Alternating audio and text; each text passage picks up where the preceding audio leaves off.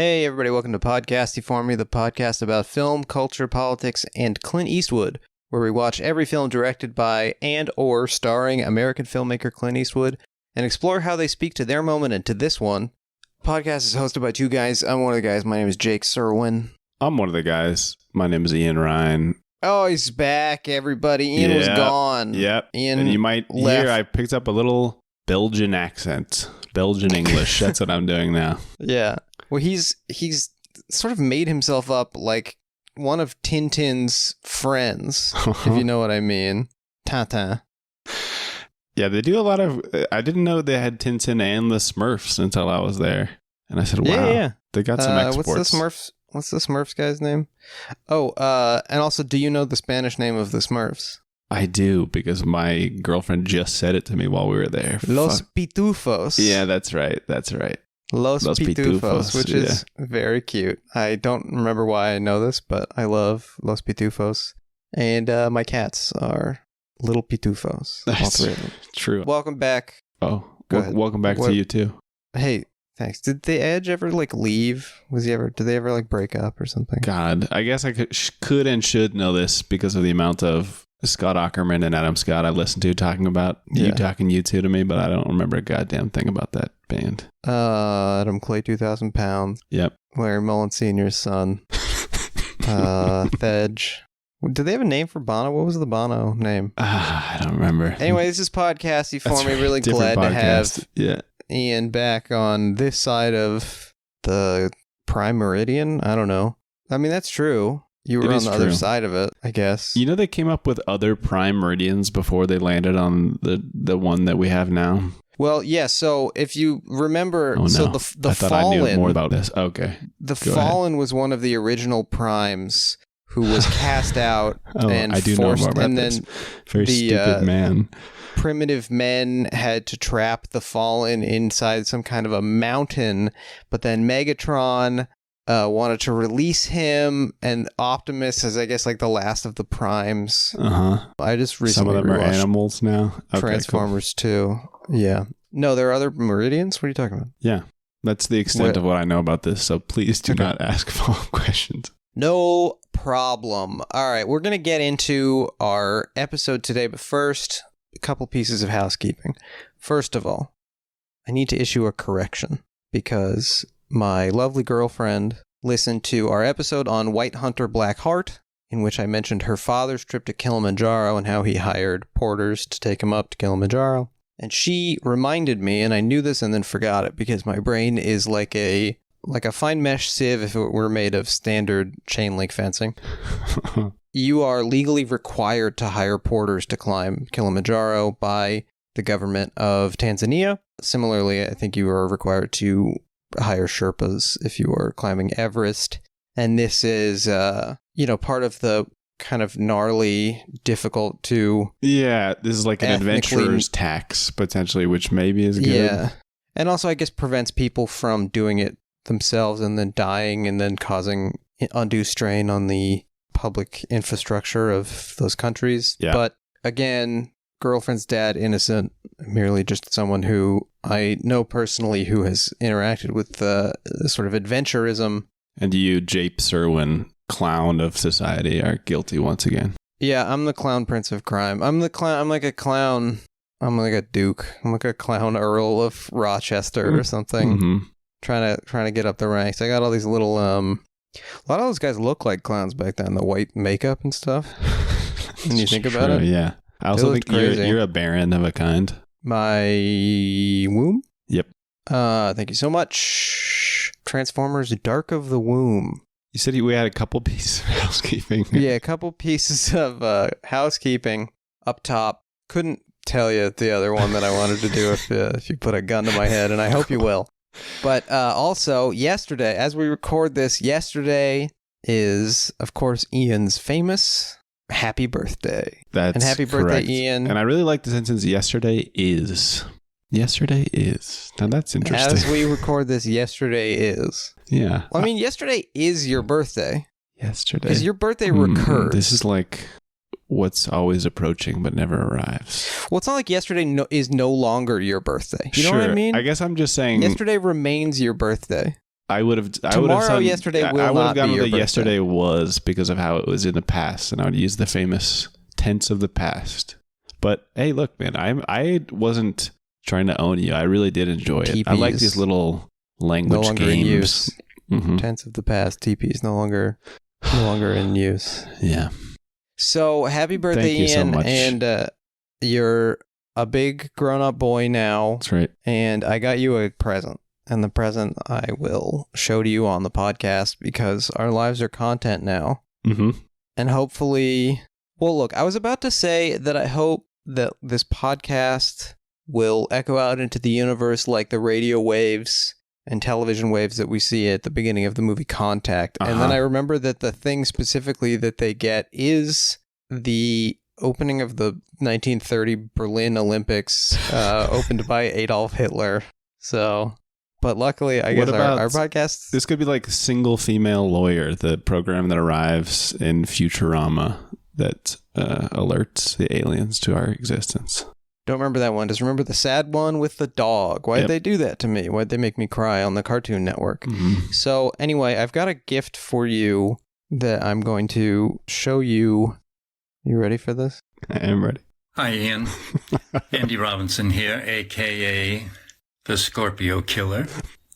And I want to say to thank you for always supporting my actions as the Scorpio Killer.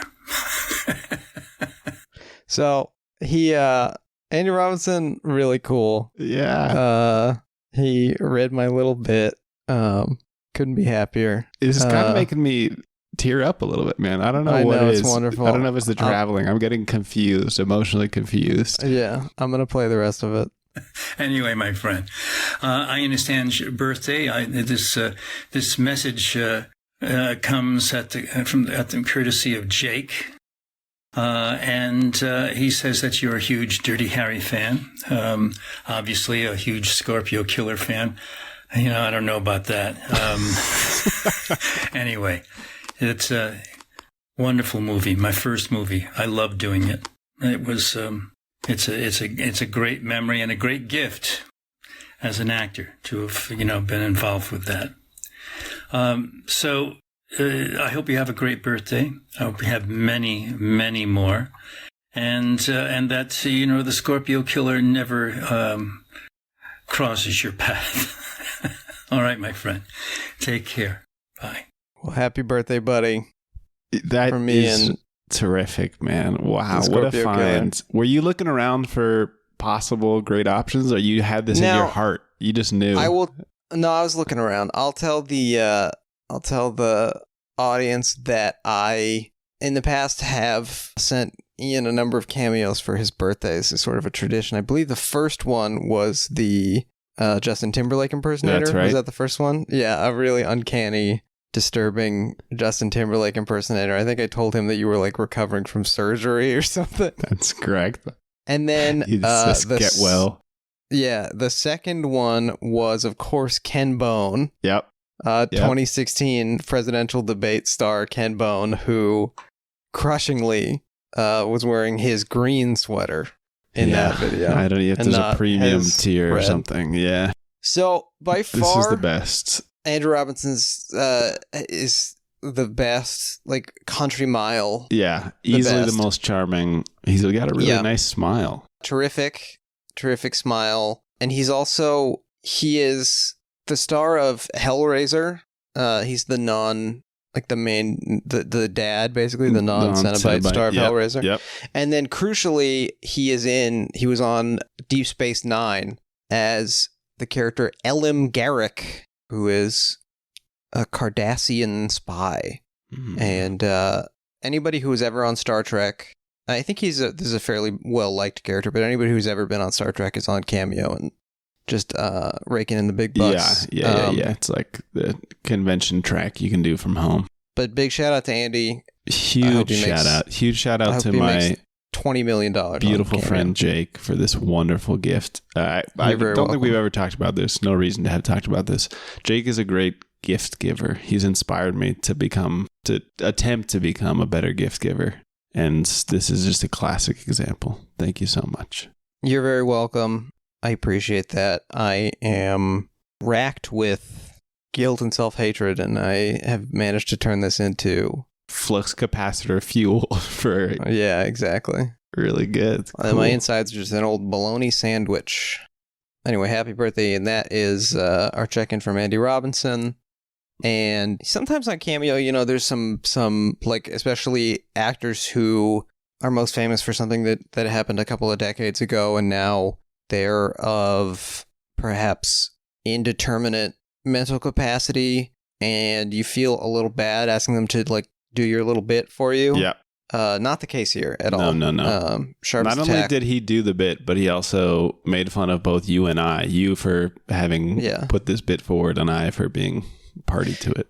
And then you get like a little tiny remembrance of the thing and just well wishes, and then out. Like, pitch perfect. Yep. Loved it. Big movie, big screen. So anyway, that's it. Happy birthday. Now let's move on to our signature segment, the 2 questions, real quickly before we get into discussion of the film. And my 2 questions for you today, Ian, is how was your trip to Europe? Yeah, really fast. It was, up until the end, really nice, wonderful place, guilty of a lot of crimes, this continent. And when you're there, none of the people currently, like most of the people currently there who just none, like wouldn't say none. No, yeah. But like the guy driving the tram or whatever, he's cool. Yeah, probably. And they got a lot. That was a highlight for me. Public transportation, I love it.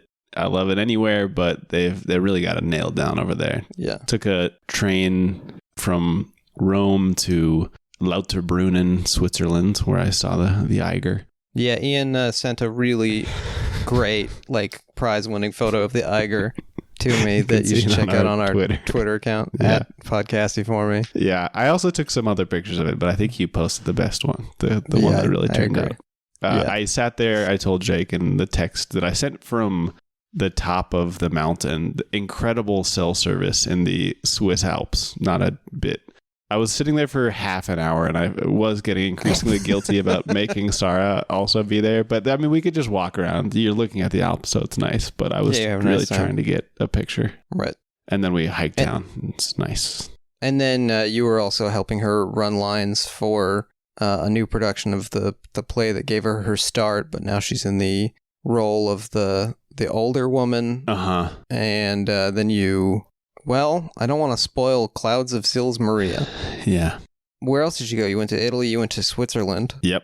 Yeah, I went to Lucerne, Switzerland after Lauterbrunnen. I'll say it on pod, I don't care.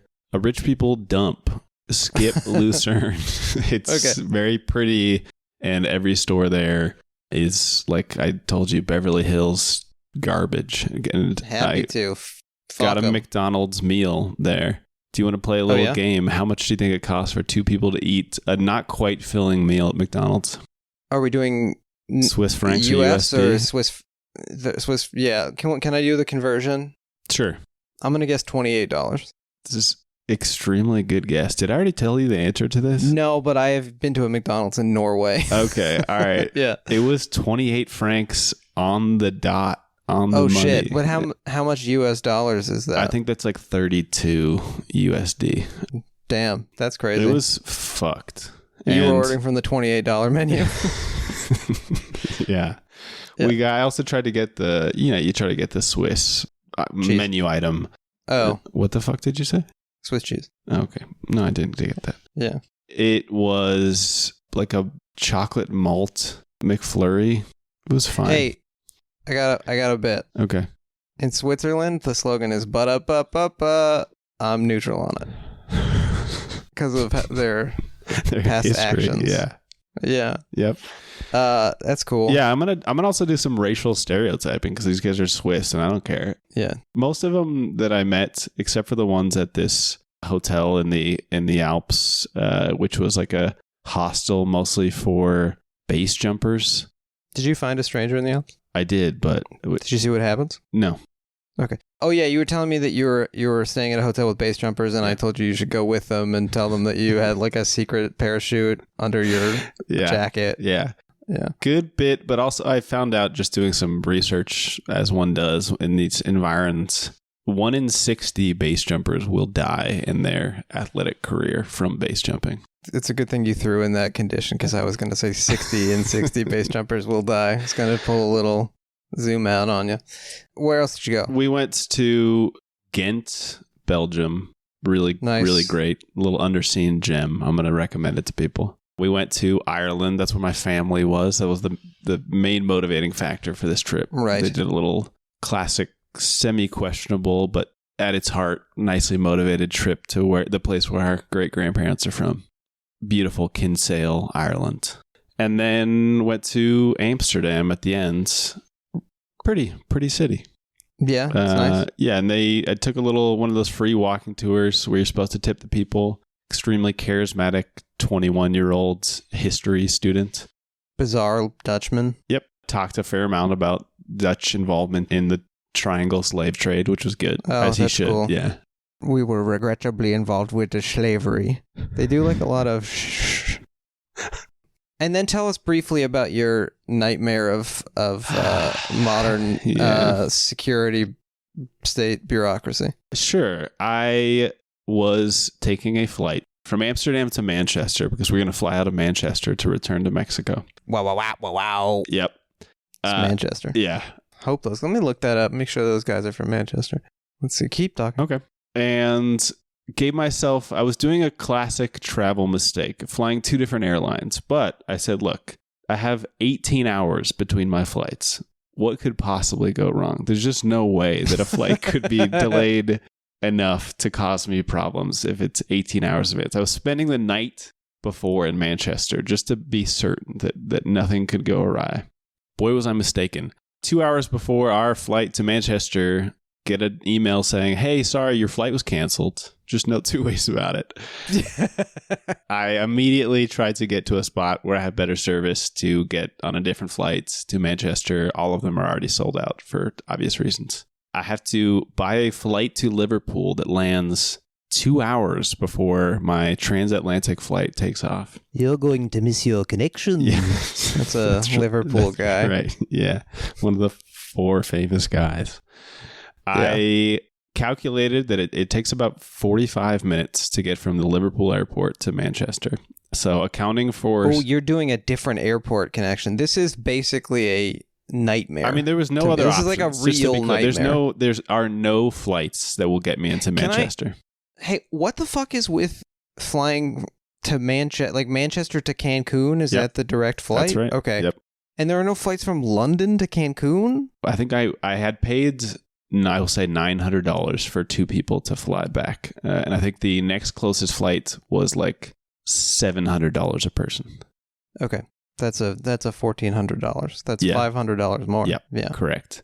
And it seems like maybe that would have been the move. Yeah. Well, yeah. You mean retrospectively, but now... Yeah. I mean, now it's too late. Everything is already fucked. But I thought, hey, we land in Liverpool. We get through customs very fast. We're in the taxi. We're on the way. Strange man that speaks with a Liverpool accent so heavy that Sarah asked me if he was speaking in English. He's got one of those signs that says, we hate the sun here, which I started to say something about maybe this guy having progressive politics. And I remembered the Hillsborough incident. You know about this? No, I don't know about this. Tell me about this. All right. This is like a soccer hooligan supposed incident where a bunch of people died. And then it turned out to have been the Liverpool police's fault. And the Sun had just blamed the common man and just reported a police narrative without investigating it, as the journalists are wont to do. So it is progressive because he hates the Sun, which is a bad newspaper. Right, but not necessarily because he thinks Murdoch is bad or Murdoch's politics are bad. Anyway, we get to the Manchester airport 50 minutes ahead of time, 50. We are not checking any bags. I think we might have done it. We might have made this happen, this awful occurrence. Get inside. The 2 people at the check-in desk, because they do not have web check-in allowed for international passengers, non-UK passengers. Who's running this thing? J. Jonah Jameson? Yeah. And he said, get me pictures of Spider-Man. Get to the desk, and the agents say, in extremely confusing, I don't like to use this word, but it did occur to me. This is a very Kafkaesque language. He said, we had a flight at noon. It's 11:10 a.m. I said, you had a flight at noon. Did I buy a flight for the wrong day? I asked him, was my flight yesterday? He said, no, the flight is at noon, but it's closed and you can't get on it anymore. I'm actually realizing now why you were so upset by me saying your birthday is yesterday. Because maybe it's recalling you're this right. man's That's interesting. fast Insight. and loose. Yeah. And after catching up to what the fuck this guy was saying, I said, all right, I happen to know, because I had an hour taxi ride to check this out, the terms and conditions of my tickets, which say that unless otherwise stated, TUI allows people to check in up to 40 minutes before a flight. What allows people to? TUI, that's the name of this airline, Belgian airline. Okay. And it's 11:14, 46 minutes ahead. And he said, well, I don't know what to tell you. You're not getting on that flight.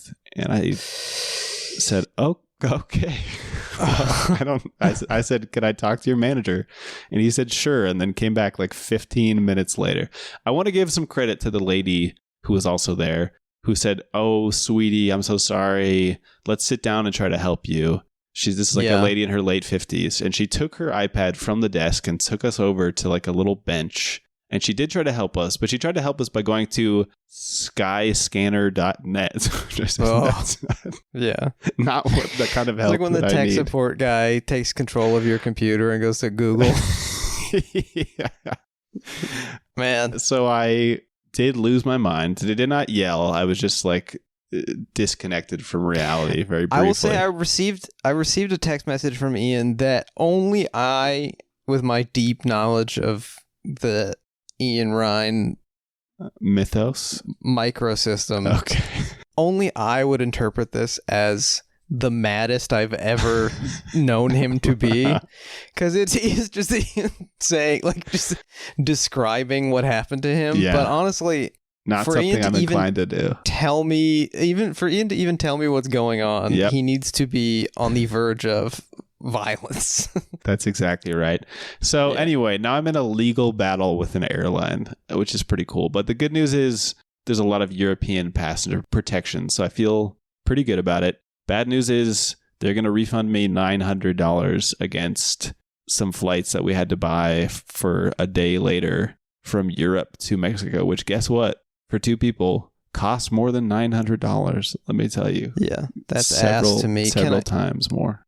Can I blow your mind? Can I cap off this story? First of all, I want to say double middle finger to TUI Airlines. Yep. Double middle finger to all airlines. Yep. Fuck them all. Yep. The employees are fine. The bosses, we like those incredible photos from that French flight attendants strike or pilot strike where the airline executives are literally trying to climb a fence to get away from the workers who are tearing their garments from them. They're like ripping their $1,000 shirts. To see that.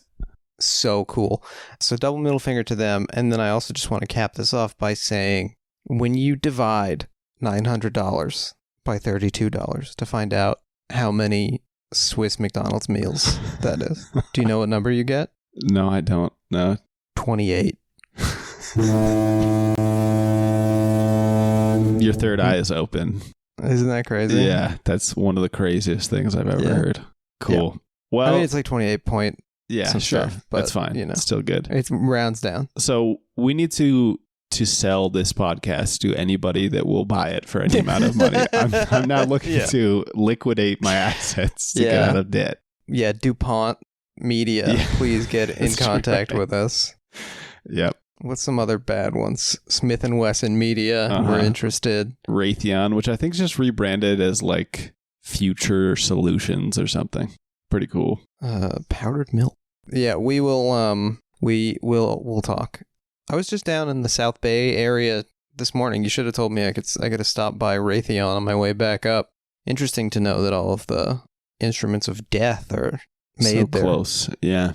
Well, thank you so much, Ian. Yep. Oh, you have to ask me a 2 question, but make it a brief one. I will. Hey, you ever seen one of those service elevators, but not just any service elevators, one of those ones that you close with like a wooden slat door in real life? The like accordion elevator thing. Yeah, those are cool as fuck. Yep. Yeah, I've seen one of those. All right. Those are great. Pretty cool. We both agree? Yep. I got to operate a freight elevator recently where I had to where you push the button to close the door. Yeah. It was really cool. You felt like a tradesman. You had like developed a skill. Yeah. I felt like a guy with a lot of keys. Sure, yeah. Anyway, it's time to talk about our movie. And today we are, of course, discussing The Rookie. Okay. I did it all for The Rookie, like the Limp Bizkit song. Okay. While you were away in Europe, I did extremely mild numbers on Twitter with a Photoshop of the poster for this film where I replaced Charlie Sheen's head with Fred Durst's. Hell yeah. And I replaced the R with an N. Okay. Powerful stuff. Thank you so much. I also saw that you engaged in Hitch chat, which I was mad to have missed. Oh yeah, Hitch is a pretty nice movie, actually. Yeah, it's one of the films I've seen the most in my whole life. Talk about allergy cinema. Yeah. One of the crowning achievements. What a cut to one of those little distorted, like fisheye grocery store mirrors. Yeah, that are designed to discourage shoplifting. Yeah. Yeah, we're going to talk about property crime today, too. All right, we sure are. So we're talking about The Rookie. This is a film directed by Clint Eastwood. Have you ever heard of him? Released December the 7th, 1990. You want to watch this bad boy, you can do so in the usual places and also on the despicable Max. David Zaslav. Enemy of the pod. Come and I hate to do anything like Elon Musk, but I will challenge him to Brazilian Jiu-Jitsu. I don't know it, but neither does he. Ian does. You could tell me over the phone. Easily. You could kill this man legally. Sonia Braga style Jiu-Jitsu. David Zaslav, fight me. Ian, where can folks watch the film in Mexico? They're going to find it on Amazon, and they're going to find it on Apple TV. Manzana TV. I didn't have a clip ready because of the other stuff. Okay. A lot of clips. Yep. Thank you so much. Getting my hair done. I'm getting my hair done. Yeah. This is a movie that is basically... You can't get mad at Jake when he does stuff like that because he can't stop. It's impossible for him not to. I guess I do feel itchy, you know? I don't know. Do you think it... Anyway, this is a movie that generally is regarded as poor or forgotten. Yep. There's a sort of a more of a value neutral description of this film, which is forgotten. Just not being thought about at all. Don Draper style. The first time I watched it 2 times for this episode, becoming maybe the first person to watch the film again in such close succession. In such close... Succession is the right thing, right? That is the right word, yeah. I'm just thinking of the fucking the TV show everybody's... Oh my god, so this shot hit me so hard and it's just 2 people at a conference table.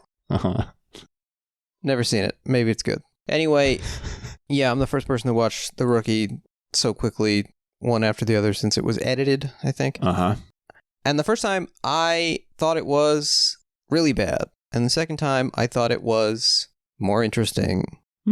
And I have a read on it. I'm excited to share my big old read on it. But first, a little bit of background. So this movie, well, what did you think of the movie? I thought it was a little bit bad.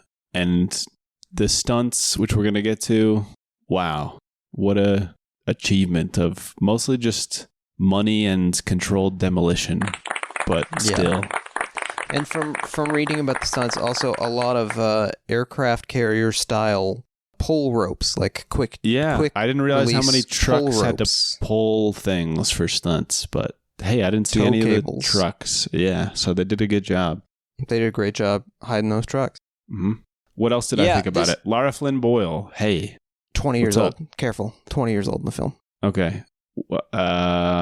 Hit the books. 2. Hit the books. She was married to Jack Nicholson or something, right? For a while. You know about this? Was she married to Jack Nicholson? I don't think they were involved. That. I don't know if they were married, but she has a real depravity about her. Yeah, well, I think if you're going out with the dreaded Serlina. 50 to 60, yeah. That's the first thing I think of when I look at her is Serlina. That's from the Men in Black 2, think of? The villain. No, of course not. I'm doing a bit on our show that's sort of funny. Yeah. You thought it might be the first time. Okay. So Serlina's in it, yeah. So you were feeling amorous toward the 20-year-old woman in the movie. Anything else that you liked? I didn't say that, and I would not have, and I will never. What I was feeling is that I just think we missed the boat on her. Maybe she decided not to act so much.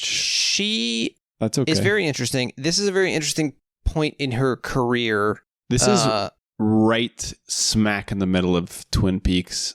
Is just as hot as it's ever going to get. Yeah. And it's also right before Wayne's World, which is a big moment for her. Twin Peaks obviously is like her big launch thing, but she's also in the movie Red Rock West, which might have been her film debut. I don't remember. Don't know about that. Which is quite a fun sort of Western noir, desert noir. I've heard it called somewhat pretentiously film soleil because it's in the sun, but like After Dark, My Sweet also falls into this category. Red Rock West is a lot of fun. Nicolas Cage is in it. You know, a good time at the movies. But J.T. Walsh, the great J.T. Walsh, Dennis Hopper, on whom I am much more mixed. So this movie comes at a time where Clint is coming off of two back-to-back severe underperformers, Bird and White Hunter Black Heart, which we've recently covered on the episode. He's hit his head again, it would seem, on the podcast. And so he needs a surefire hit, and the script comes along. Buddy. Yeah, well, we'll get to that. It seems like a good idea. It does seem like a good recipe. I'm going to put it on the table. So many critics at the time said it. This is Dirty Harry, as one person put it, 5.5. This is extremely Dirty Harry. It's very Dirty Harry, but it's also like Dirty Harry updated for the Die Hard, Lethal Weapon. Yes, also true. And future Tango and Cash. Shane Black swearing throughout. And monstrous special effects. Yeah. I mean, honestly, a Clint Eastwood Shane Black movie might be kind of interesting, but like a lot of weird jokes about like conolingus or whatever. But yeah, this is like a Dirty Harry movie. If Dirty Harry had... It's Dirty Harry, the new batch. It's Hannibal Rising. The Force Awakens version of Dirty Harry, where it's sort of a legacy sequel before such a thing really happened. It's interesting also that the old movie star is passing off to the new one. I mean, we're also getting this just a couple years after The Color of Money, which is obviously a much more successful film in all sorts of ways, commercially and artistically. And Wall Street, featuring Charlie Sheen, which I have not seen, and I'm strongly hoping that my co-host has seen the film Wall Street by Oliver Stone. Yes, I have seen the original. I have not seen Money Never Sleeps. I have seen neither. What do you think? Is it worth bringing up in conversation with this film outside of that being another Charlie Sheen movie? I mean, it's an old guy, young guy thing. Old guy handing over the franchise type feeling. And this kind of new crop of movie stars, although that parallel doesn't quite hold up because Michael Douglas's 80s is really when he takes off anyway. But I mean, does it bear comparing to Wall Street? It absolutely does. And I think it works just as not that well here because even when you're getting these, like, not even winking references, just explicit references of like, oh, this guy only had 5 bullets in his gun, the thing that I said. You're also trying to, like you said, kind of weld it unprofessionally with these things that have since become popular, but keeping the worst parts of the politics from the first part of the franchise, and just reminding everybody that maybe your relationship with it was related to the stage of your life you were at when you enjoyed the franchise previously. Right, exactly. Like going back to listen to Weezer and you're like, oh, this kind of... I don't know. I did think about the fact that I'm not sure I had really engaged with Dirty Harry as a franchise, which is strange to say because we recorded 12 hours of content talking about the 5. But I think I almost exclusively thought about them either independently or thinking about each film's unique relationships with the other films. Right, not and as also just like their a relationship to Clint Eastwood's career. Right. I've also, Right. But this reminded me that they just wanted to capitalize. This felt like Marvel IP stuff of just like people like this type of film from this guy, and we're not going to call it Dirty Harry, but hopefully we'll activate those nostalgic feelings and get people out to the theater and make us some money here. Yeah, I mean, there's no reason that this movie on paper has to be lousy. Yep. And yet it is a little bit incoherent, but I am hoping will be fruitful for our project here on Podcasty for Me, the only podcast about movies.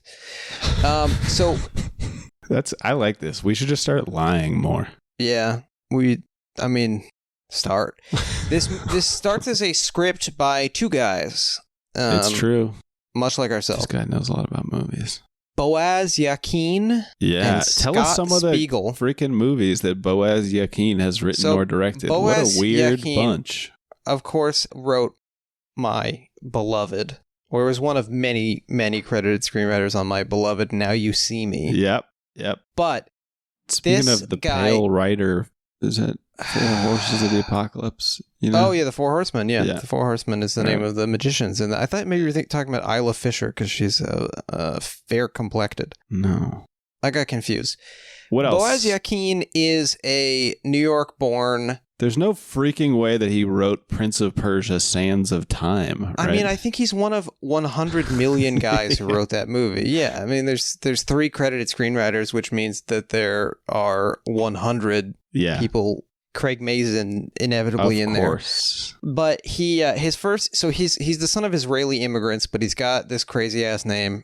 He's from Brooklyn.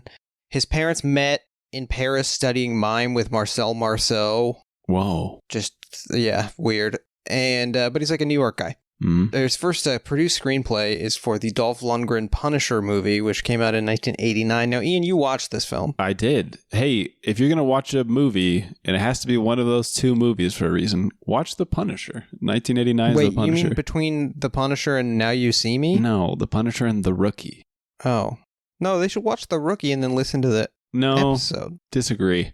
Okay. I think you'll get most of... You could maybe watch some of the big explosions on YouTube or something. But The Punisher has Dolph Lundgren wearing like a grease paint beard or something. Extremely weird. Yeah. And he is fighting Yakuza ninjas, and he is saying stuff, classic fascistic Punisher stuff.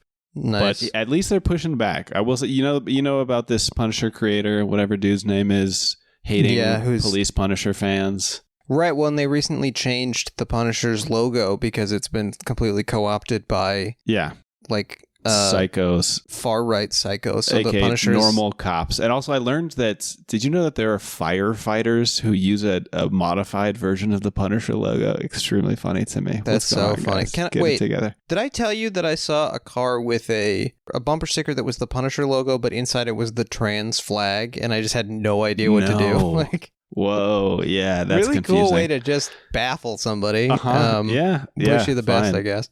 But yeah, so there's a line in The Punisher. He says, "If you're guilty, you're dead." And another guy we're supposed to like, his ex-partner, says, "Courts decide who's guilty, not cops." Which is the exact opposite of what we have at the end of The Rookie, which we'll get to in a bit. Yeah. So I'm just thinking the Punisher with like grease paint, facial hair, something about like an elephant shot his wife and daughter in his pajamas. Yeah. We'll work on it. Yep.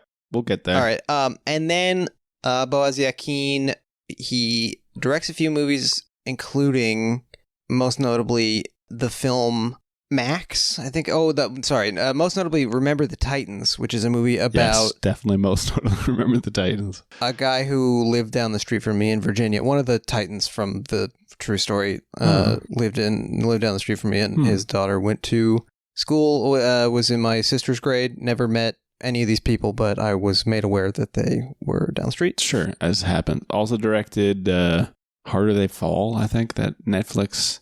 Black he Cowboy. wrote The Harder They Fall. That was directed by Seal's brother. It's a real thing. That movie is kind of disappointingly not good enough for its astounding cast. Yep. He wrote and directed that movie Max that was about like a military dog. Oh yeah. So let's talk also about Scott Spiegel. So now he and Scott Spiegel are buds. And Scott Spiegel is sort of the third guy in the triangle of Sam Raimi and Bruce Campbell, who met in junior high in Michigan. Did you read about this house that Scott Spiegel lived in with Raimi? Of course, I know about the house. We're going to get to it in a second. Okay.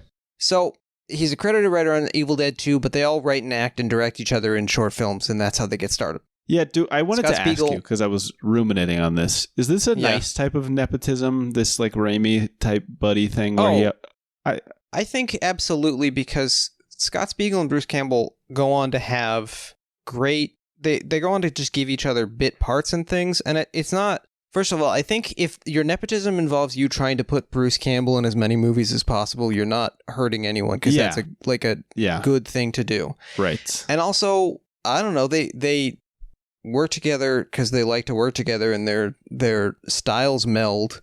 And, you know, Sam Raimi, until Spider-Man, it's not like he's like a major Hollywood power player. I think that's the big part of it for me. The same thing that saves it Cronenberg style is that just most of the things he's doing aren't making that much money, so it really does feel more like putting your friend in your home movies, which is, of course, totally nice and cute. Right. So when Spiegel first moves to LA, this is what Ian is referring to, he lives in the famous house where Sam Raimi and the Coen brothers and Holly Hunter and Frances McDormand and Kathy Bates all lived. This is sort of a fabled story of the...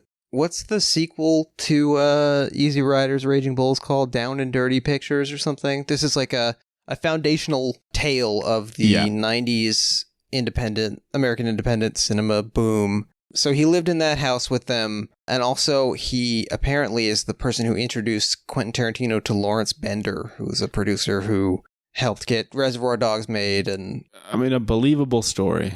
Nothing I believe that going on. A white guy introduced another white guy to a third white guy. In like 1990s Los Angeles, yeah. And then Spiegel directs the movie From Dusk Till Dawn 2, Texas Blood Money. Yep. Which is has a story credit from Boaz Yakin.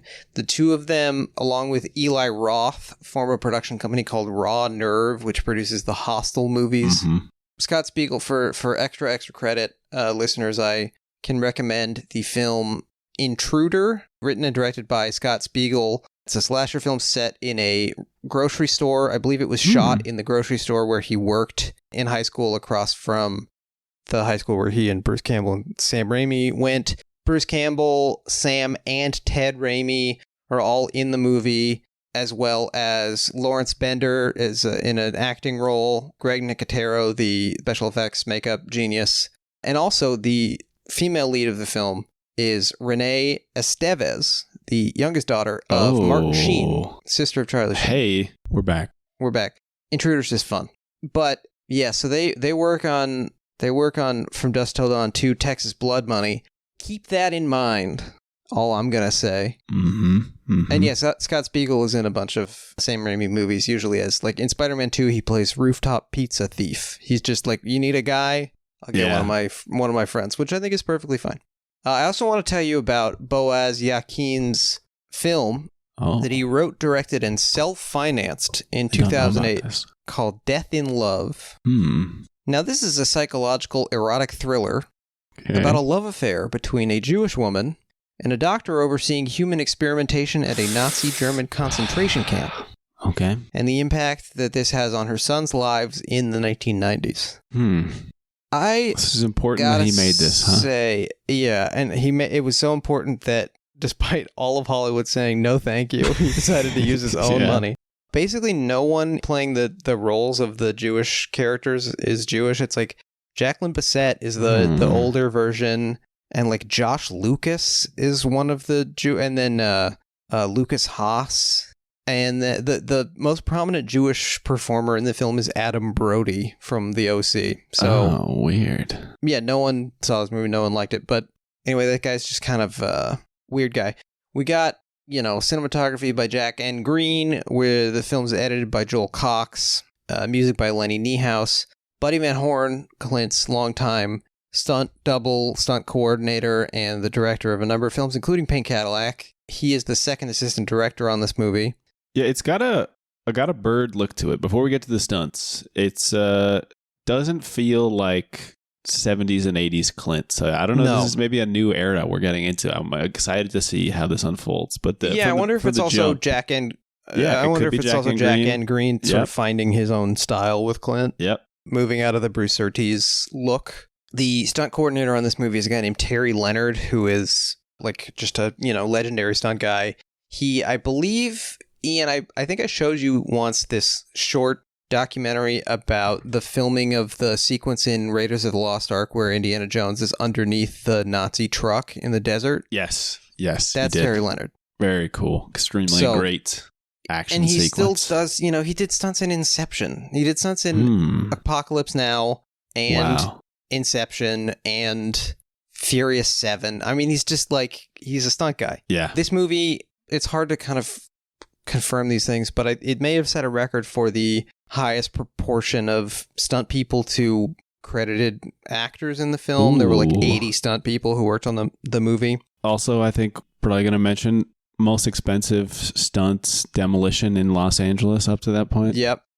He the whole Epper family, I think, did stunts on this movie. The Eppers are a legendary Hollywood stunt family going back to like silent westerns. I think there's a really great documentary called Double Dare that is about it's a sort of a parallel story of Jeannie Epper, who was the stunt double for Linda Carter on the Wonder Woman TV show and also just a stunt woman in a million things. And then Zoe Bell, who at the time was merely Lucy Lawless's stunt double on Xena. And by the way, Xena, Warrior Princess, of course, produced by Sam Raimi. Yep. Connections everywhere. And they happen to be making this documentary when Zoe Bell gets the job to be Uma Thurman's stunt double in Kill Bill. So you literally see her on the phone with Quentin Tarantino for the first time. Wow. Great. And now they're best buds. Interesting. And also Zoe Bell in that movie is just maybe the winningest person I've ever seen. Just the most, I like this person. I couldn't find a single fault with this human being. Very rare for watching people from Hollywood. A bunch of freaks. I recommend Double Dare highly. It's just a fun doc. We got 2 good recs so far. 2 good recs. And we're going to have some more when we start watching the freaking movie. Yeah, all the cars. He's right. So Clint makes this movie and because he needs a hit. Now, Clint plays Nick Pawlowski. This is, I only bring this up because one of the Clint books that I've been reading mentions it. But there is a turn where he starts playing a bunch of Polish guys. He starts playing guys with Polish and there Czech really is. names. I hadn't considered it until this moment. His name is Nowak in Pink Cadillac. Yeah. Of course, Walt Kowalski is the famous singer. Gran Torino. Yeah. So there is this kind of move to Poland. Great. Which is interesting. More white ethnic, I guess. I don't know.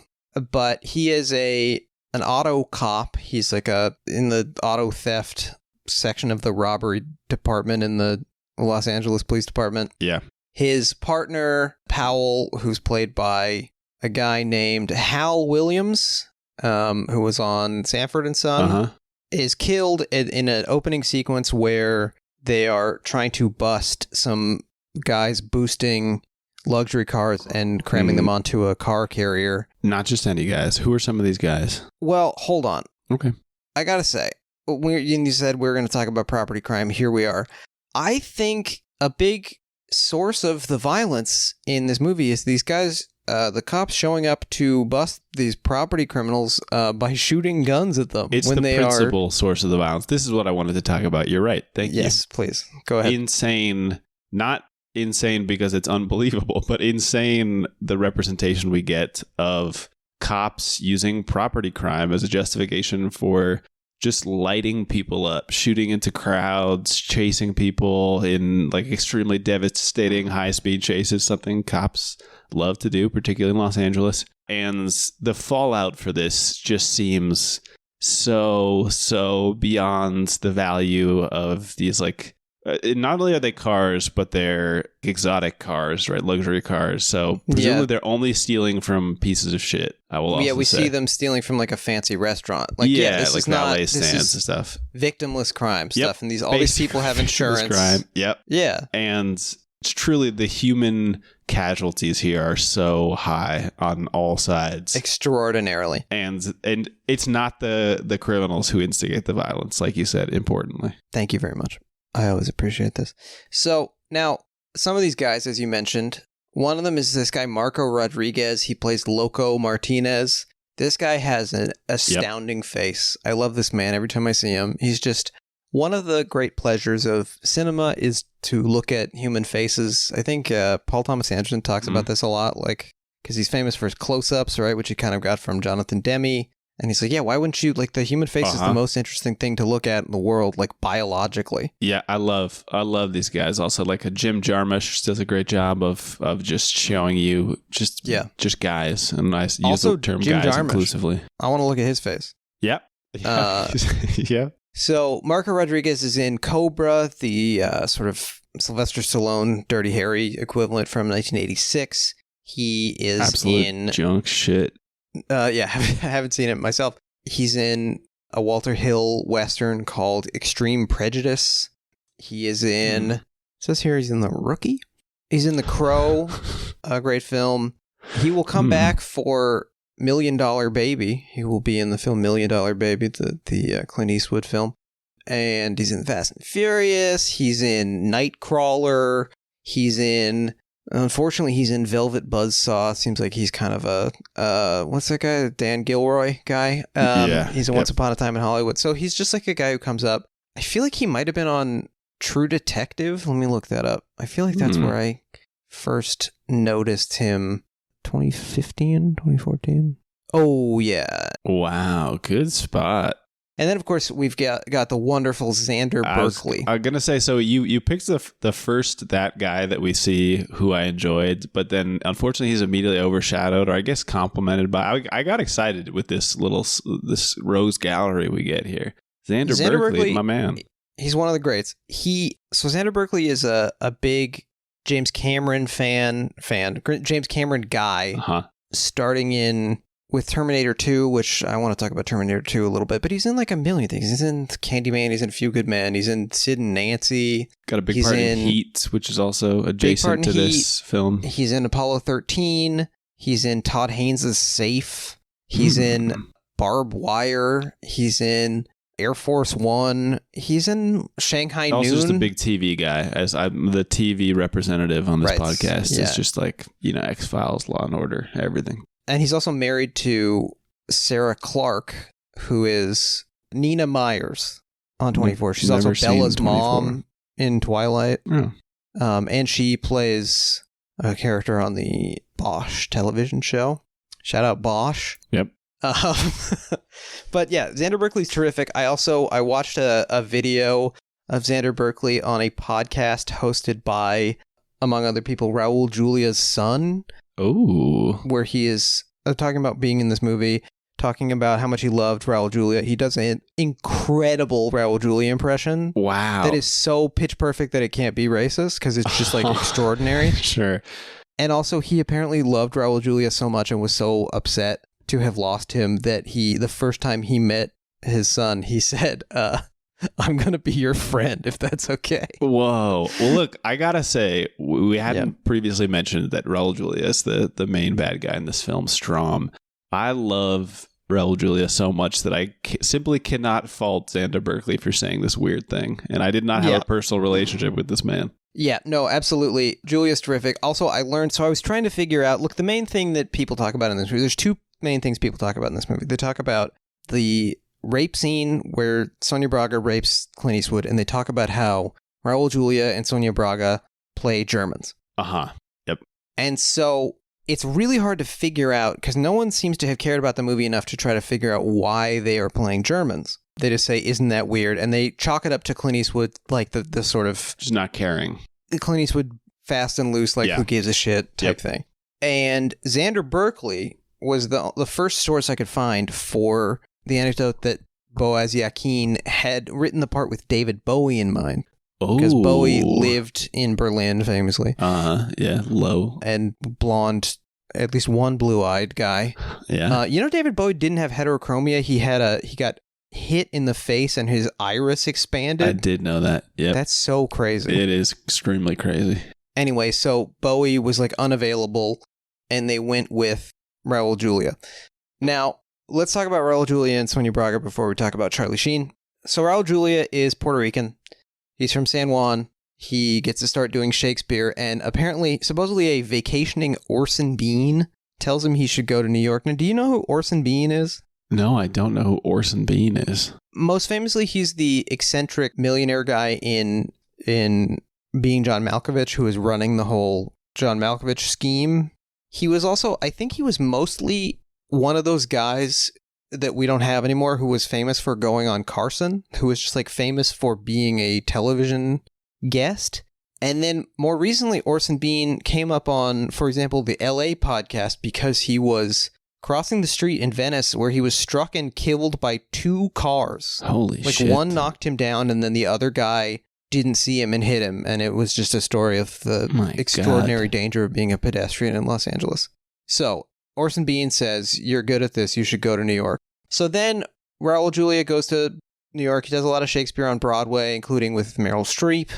He has a brief stint on Sesame Street as Raphael the Fix-It Man. And then he has some big roles in One from the Heart, which is the admirable failure Francis Ford Coppola musical. And then he and Sonia Braga kind of pop at the same time because they are in 2 movies together prior to this. The first one of which is Kiss of the Spider Woman. Yeah, I haven't seen Kiss of the Spider Woman, classic film and novel. I haven't seen it either. Yeah, well, we probably should have, but I was excited to learn that it had Raul Julia and Sonia Braga. And I think it's the rare, like, William Hurt being associated with good politics also, maybe. Not a man famously doing nice or good things. No, not particularly. Although you kind of see the shadow of his penis in broadcast news. So there's that. Yep. And then there are also, so that's in 85. And then in 1988, he and Sonia Braga are in the Paul Mazursky film Moon Over Parador together. And then they're in this movie together. And they'll do another movie, the last major film before his death, which is The Burning Season, which is an HBO movie directed by John Frankenheimer, in which he plays Chico Mendes, who was an Amazon environmental activist from Brazil. Also, the year after this, he's going to play Gomez Addams. Of course. In The Addams Family with Angelica Houston, daughter of John Houston, the subject of... Last week's... Yes. And podcast.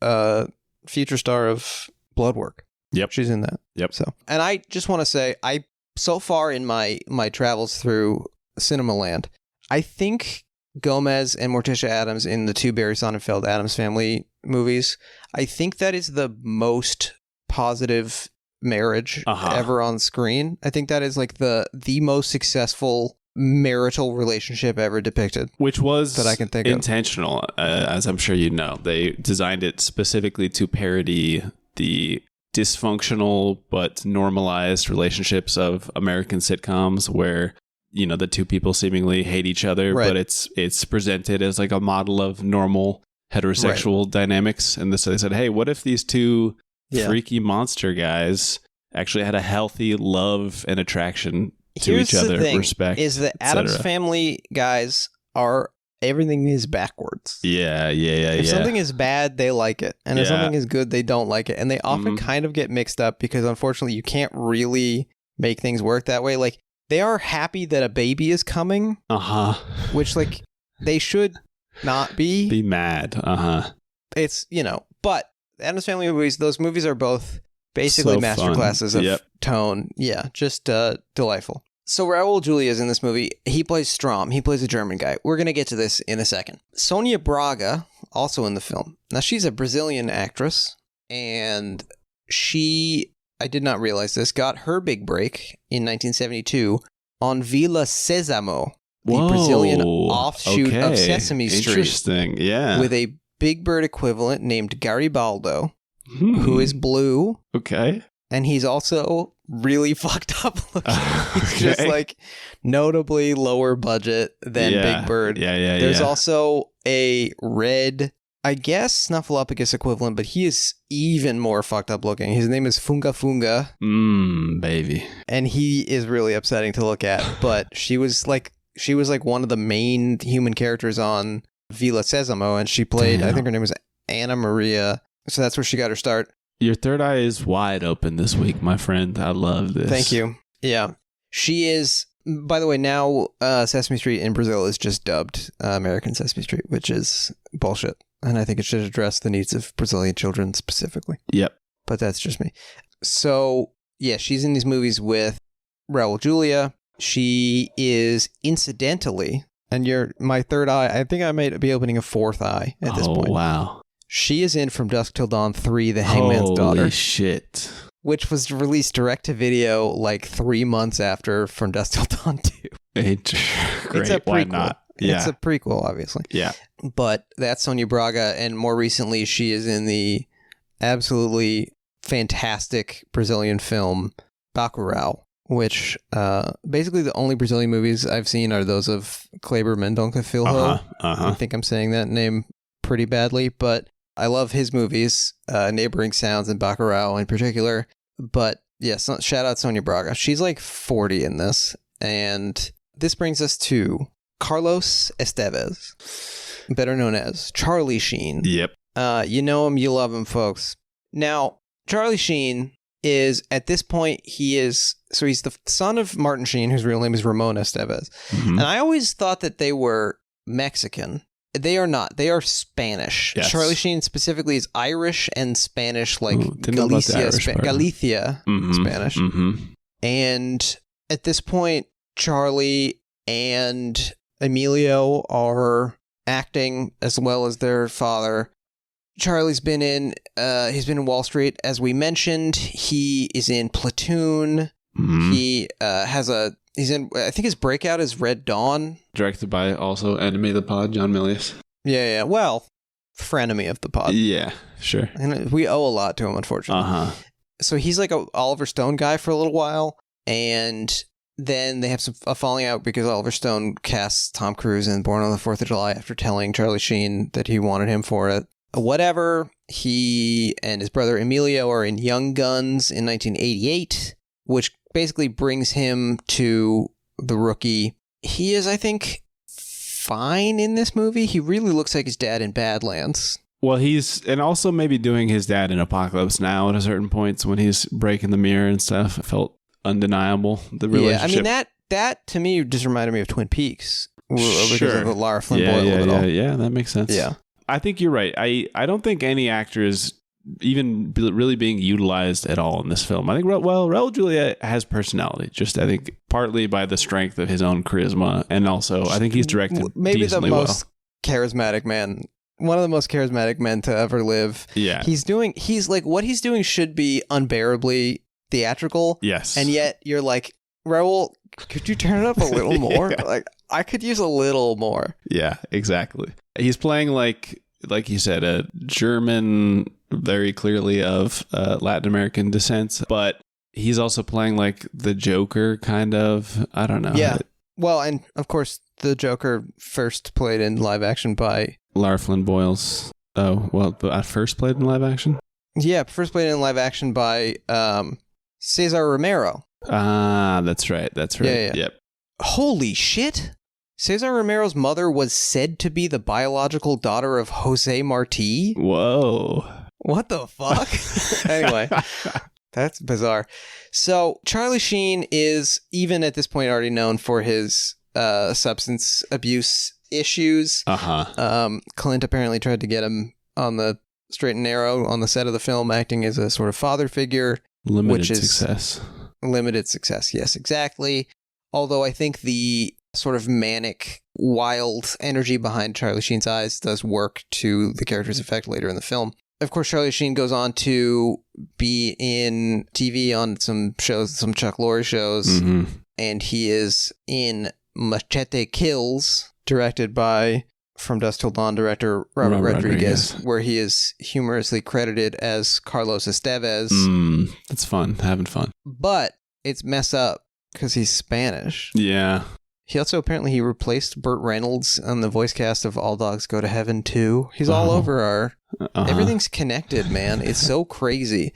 So he plays a rich kid. He does. Who lost his brother in a unfortunately hilarious flashback sequence. This does not work at all. No, it really sucks. But his brother, they were jumping across rooftops and his brother missed the jump or something. And for some reason, this makes him want to be a cop. Yeah. But I do think the movie has a pretty clear-eyed idea and sort of looks ahead toward movies like Richard Jewell, a pretty clear-eyed idea of the kind of neuroses that lead. That is true. And I will people say to become that cops. More than believing that he's like a manic, slightly disturbed guy in the second half of the film, I do buy that he is a rich guy who becomes like a strange adrenaline junkie, motivated by not entirely clear justification for the stuff that Batman. He does. Yeah, he becomes Batman. And that does track for me with Charlie Sheen's face and manner. It would be completely believable to me that Lara Flynn Boyle was considered for Catwoman at some point. Yeah. Also. Yep. Serlina, I believe, might have a tail. And of course, this character, Serlina as much as I can. Very briefly, is named David Ackerman. Now, David Ackerman, not famously, was the name of the principal who took over at my school, my elementary school, in the 5th grade. Boo. Yeah, and he was in a tough position because it was a beloved principal, and he came in. He also a rookie at the time, and just was kind of a doofus, kind of a dork. I don't even know if he was a nice guy. And I was 10 years old, so my perspective was limited. So you've got some repressed encounters with David Ackerman? Maybe. Who can say? So I was against this David Ackerman from the jump. We should say, so the movie, I said the movie started with the car carrier sequence. It actually opens in a dream sequence. It does, yeah. Part of the film's overall somewhat difficult to follow sequences. And this was one of the things that felt distinctly un-Clint Eastwoody in its portrayal. So he's in front of this council, this committee that's going to decide whether he can become a detective in the robbery division, the auto theft division. Yeah. And one of the shadowy committee members is friend of the show, Mara Cordray, who is one of Clint's old friends from his Universal Talent Pool days. But they're asking him, why do you want to become a cop? And he says to serve and protect or whatever. And they say, that's a lie, which is interesting. And it's because of his brother. Yeah. He also says, I love chasing G rides, which I guess is cop speak for Grand Theft Autos. And also, it seems to be to get back at his dad, Tom Skerritt, who is just some kind of industrialist. And it is sort of a film more interested in doing anything in particular, I think would maybe play with the tension between an earlier form of masculinity in the tough guy cop and this newer yuppie protagonist that you're seeing in more movies and that Charlie Sheen has already played in Wall Street. Mm-hmm.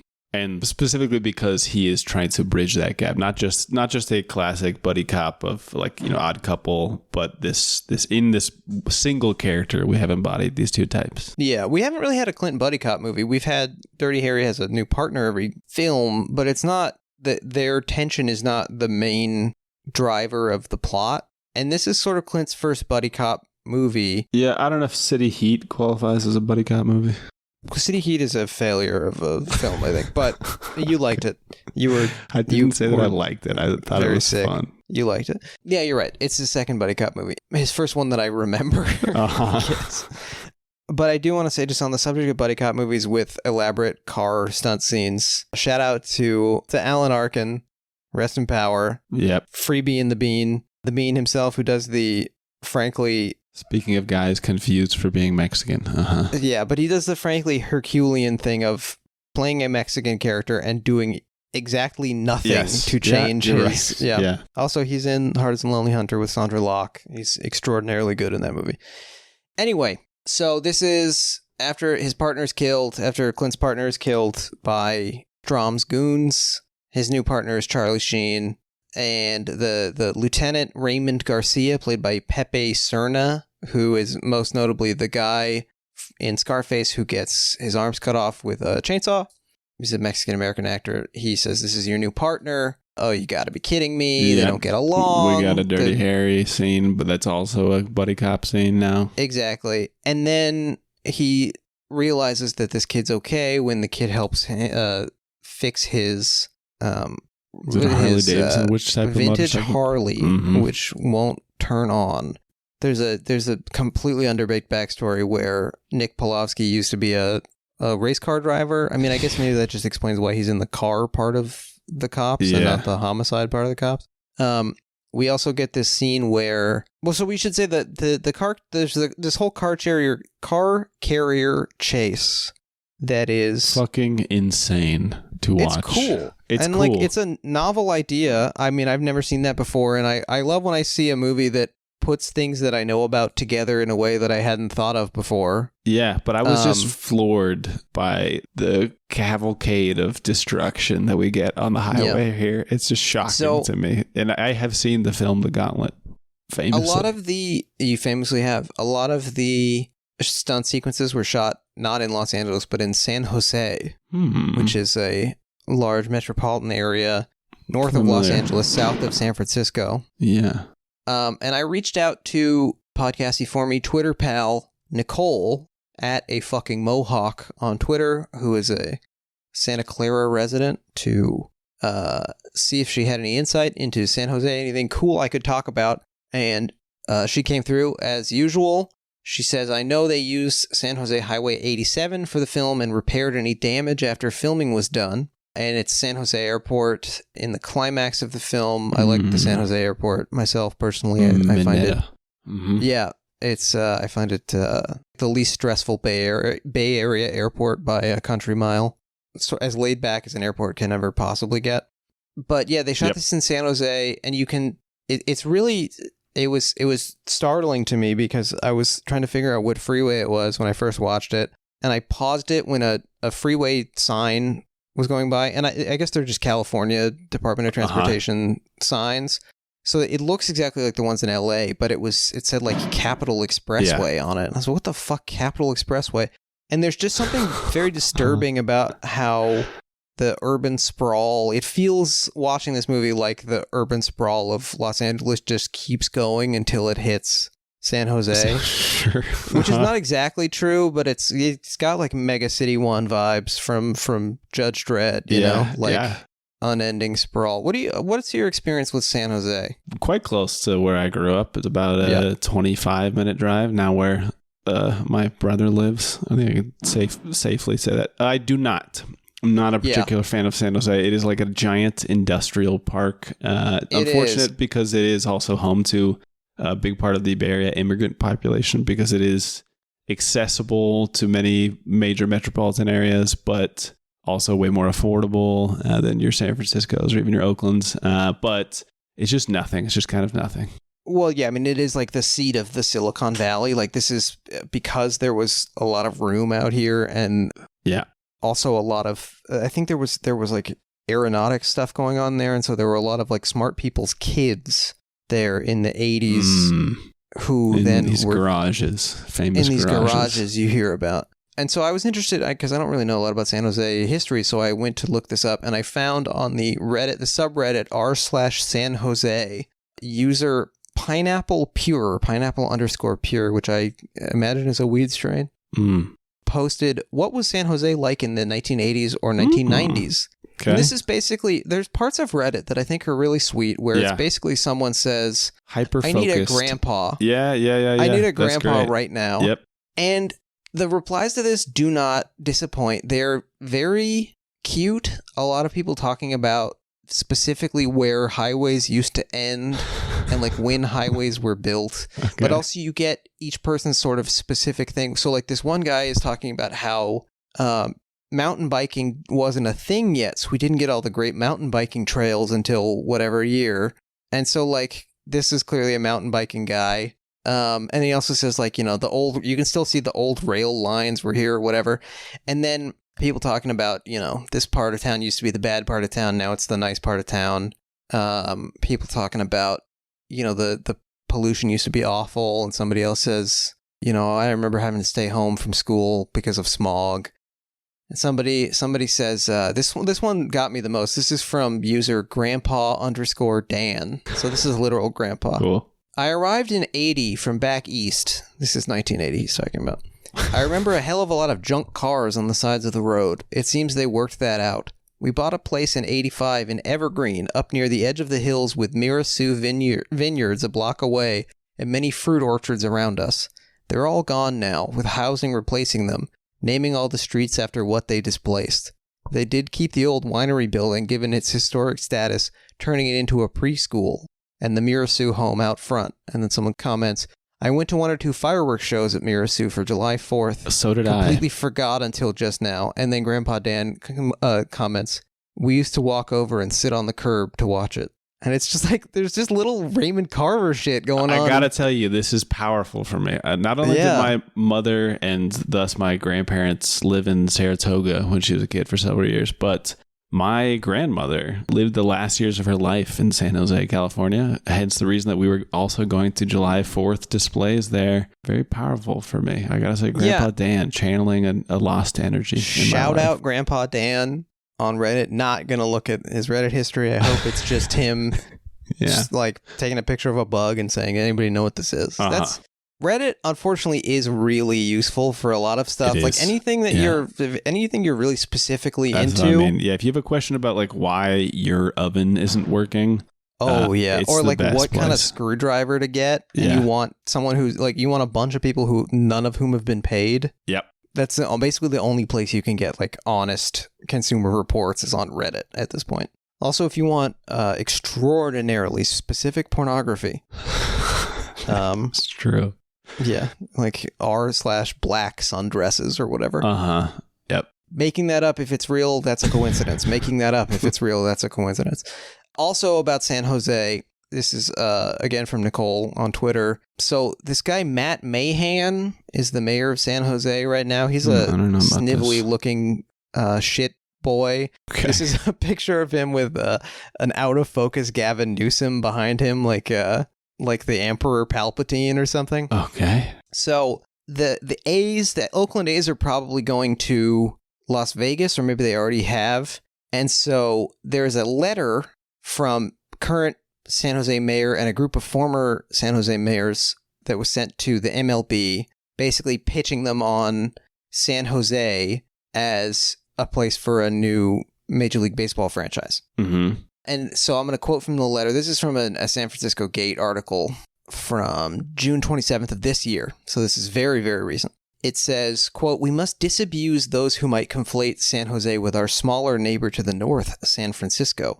Not only does San Jose eclipse San Francisco and most MLB cities in population, and it dwarfs Oakland, but the $410 billion annual GDP of the San Jose metro region, better known as the heart of Silicon Valley, exceeds that of 30 U.S. states. Quote, nobody going to a sporting event wants to worry about their car being broken into, and in San Jose, they don't have to. We are the safest big city in the Bay Area. Cool. And he also says when he first got into office, I will say emphatically that San Jose will not become San Francisco. It's all this dog whistle stuff about, you know how you have to encounter poor people? Yes. Often poor black people in San Francisco and Oakland. We would never let something like that happen here in San Jose. Yeah, also just insane because not that that's not true exactly, but talking about San Francisco, a place so extremely small that people have been displaced basically since its founding to San Jose. A place, like you said, that is such a representation of urban sprawl that it basically has no borders, just kind of runs into every other part of the South Peninsula and the South Bay. This is trash. Just disgusting shit, shit. Matt Mahan, after I pin David Zaslav and make him cry, you're next. You got next, buddy. Yeah. So they shot that in San Jose. They also shot the airport stuff is at the San Jose airport. I gotta say, watching this, and I've also, it made me think of the end of Heat, Get Shorty. Okay. It made me think of Midnight Run. Yep. We need to bring back color in airports.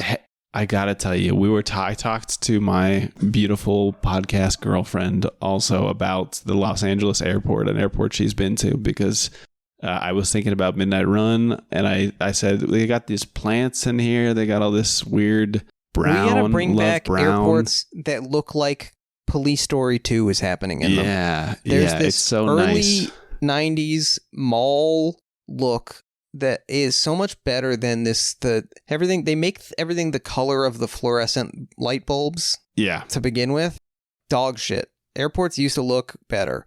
And so they shot that there. They used the highway. There's also the country club thing where they go to encounter Strom and all the Italian guys eating big plates of spaghetti, which was really funny to me. Yep. They're all eating spaghetti.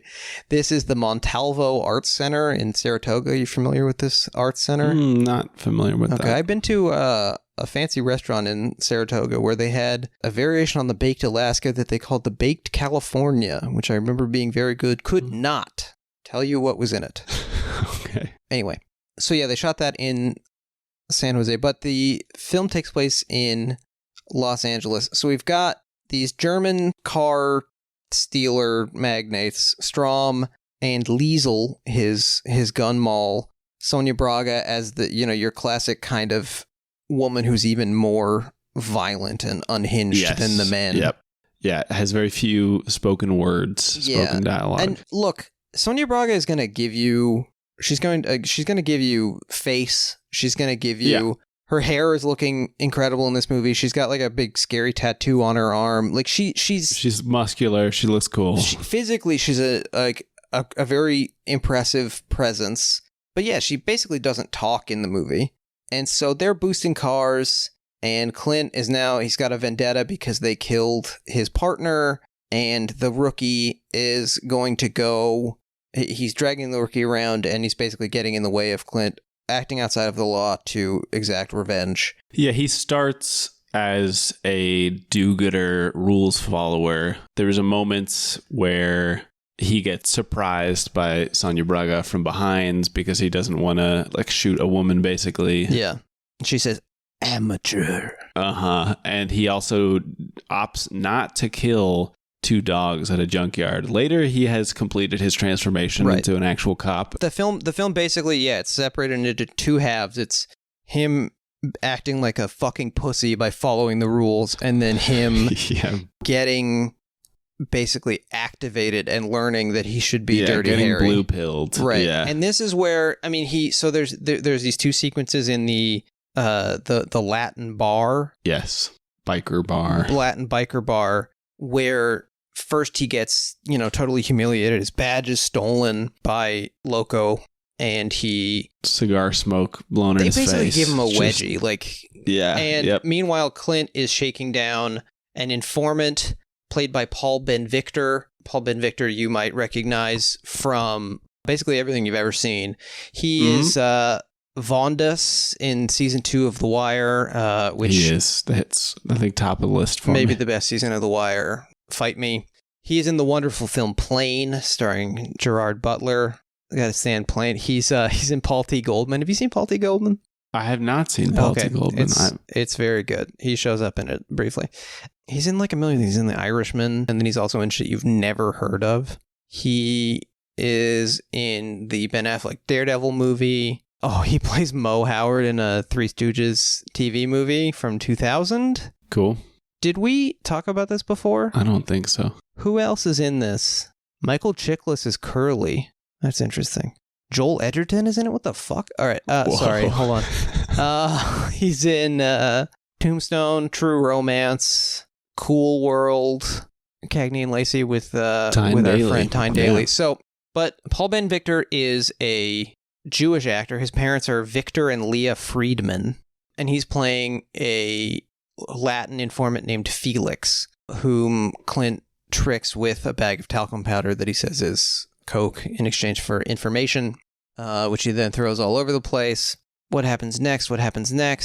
You were talking about the two halves of the film. Right. And so then the film hinges, and David goes back to the bar, and now he pulls up to it on a motorcycle. This whole sequence is very Terminator 2, which hasn't come out yet, but it really reminds me of the opening of Terminator 2, I need your clothes, your boots, and your motorcycle, like that part. Yep. And because he sort of kicks through the door, saloon style, and he's backlit, so he looks just like Clint at the end of Sudden Impact. It's true. And he starts just like taking names. He does an insane mouth flamethrower to the bartender, the guy who had blown smoke in his face. Yeah, this is really the beginning of his police brutality run. He kills a dog. He shoots a dog. Now, Ian, you said you really wanted to talk about how often cops shoot dogs. Is that right? I do, despite your implied characterization as me as somebody who is enjoying this somehow.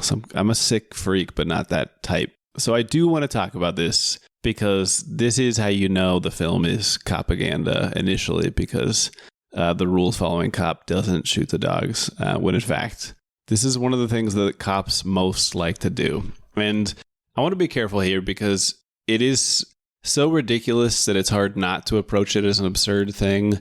I love dogs, and it's so upsetting that the number of dogs that I'm about to talk about are being killed by police all the time, and it's not something that I actually think is funny or worthy of making light of. I don't think it's funny. I only think it's funny to suggest that you think it's funny. Yeah.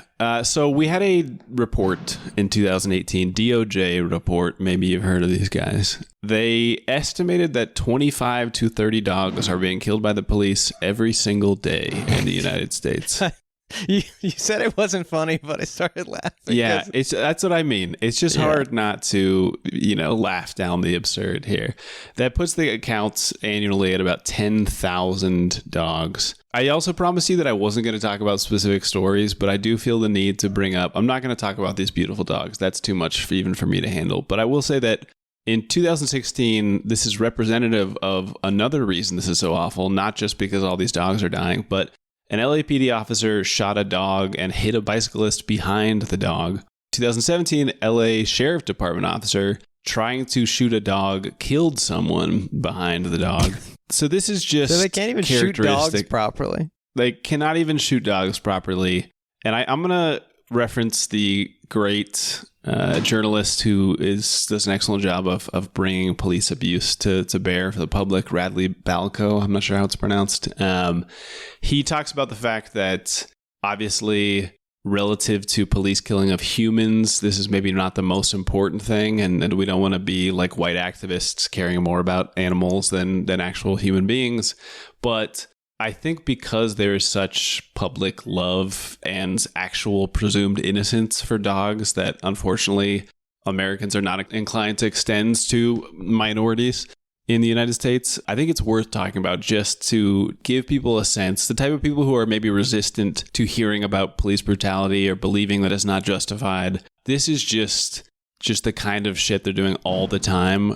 We have police knocking on doors, serving warrants that aren't even for the people there, killing their dogs. It's just happening all the time. Disgusting. And there's basically nothing that they can do about it. There's no recourse. It's as long as the police say that they felt they were in danger, they have immunity, both criminally and civilly, from being pursued. So cops, one of the number one enemies of dogs. We love dogs on this show, so we hate cops. Transitive property, all dogs, one of our number one enemies. All dogs go to heaven, all cops go to hell. That's right. And that's backed up by science. Yep. So he becomes, a killing machine cop to the point where when he sort of hooks back up with Clint, the cold-bloodedness of his one-liners give Clint pause. He's like, have you been working on these? Jesus Christ. He says, you're going to, that shit you call a brain is going to be splattered all over my partner unless you give me the information, that kind of shit. Yeah. That's like, this is what I mean by Shane Blackie. And I think Clint says like, I'm going to be splattered with shit. What are you talking exactly. about? He says at one point, when sort of at the moment of the turn, he says, it's time for me to stop being scared and for other people to start, which is what makes me think that this movie, I think a little bit like Heartbreak Ridge, is like a too subtle satire of cop thinking, because it does get them so perfectly. Yeah, I think it's just representation being itself satire because they're so laughable. Yes. And it also gets the repressed homoeroticism, which I think is also a classic of the buddy cop genre. But there's a moment, I don't know if you caught this, there's a moment towards the end when Sheen has been going on his rampage to rescue did we say that Nick gets kidnapped by yeah, Strom? So Nick gets kidnapped by Strom and Liesel, and we'll get to that in 1 second. Right. So he's going on this rampage, and he also gets his dad to maybe put up the ransom money, potentially. And he finally encounters Clint Eastwood, and he says, "He didn't do it for you, Nick. I did it for you." And then they have a good 3 seconds of just staring at each other. I mean, it was powerful. It was passionate. I don't think it's intentional. I read this much more as like father-son, but I mean, I think you as much as anybody understand that there is a certain level of erotic love between a father and son. Sorry, I don't no idea where that as far as I know. Some of that lying that we're going to do on the podcast. Great, fine. So yeah, cool. We got to talk about in the middle of this kidnapping by Strom and Liesel is the famous scene where Sonia Braga has sex with Clint while he is tied up. Now, it is often referred to as a rape scene, and I think like technically, legally, without question, she is having sex with somebody without their consent.